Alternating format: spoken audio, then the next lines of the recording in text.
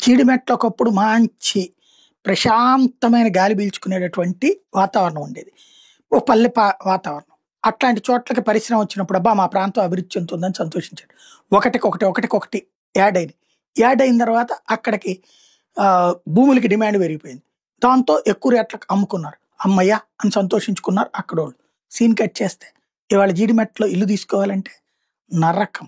ఎందుకు? భూగర్భ జలాలు కాస్త మురికైపోయినాయి. స్వచ్ఛమైన గాలి లేదు. అట్లాగే ఏదైనా పెద్ద పెద్ద ఇష్యూస్ ఉన్నప్పుడు మొదట తెలియదు దాని కష్టం. అది రన్నింగ్‌లోకి వచ్చాక తెలుస్తుంది. ఒక రైస్ మిల్ పక్కన మా ఇల్లు అని చెప్పుకొని గర్వపడదామంటే ఇంటి నిండా ఆ దుమ్మే ఉంటది.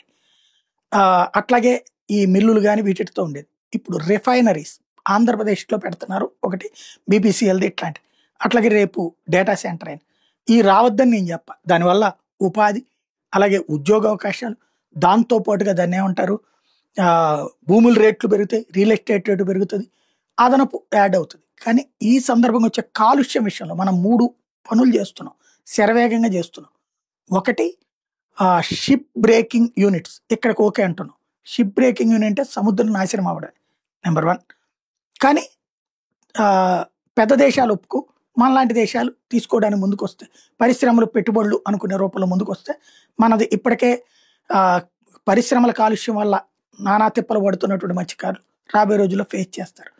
అట్లాగే డేటా సెంటర్ వల్ల వాటర్ వీటికి ఆటోమేటిక్ ఆల్టర్నేటివ్ గోదావరి నీళ్ళు ఇవ్వడం ఇవన్నీ జరుగుతాయి.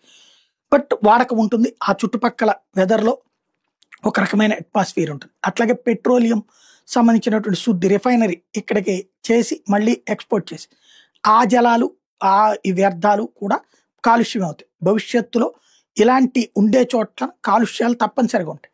దానికి అనుగుణంగా మనుషులు బ్రతకడమా, మనుషులు బ్రతకడానికి ఆ కాలుష్యంతో సంబంధం లేకుండా చూడటమా అన్న దాని మీద అడుగులు వేయాలి.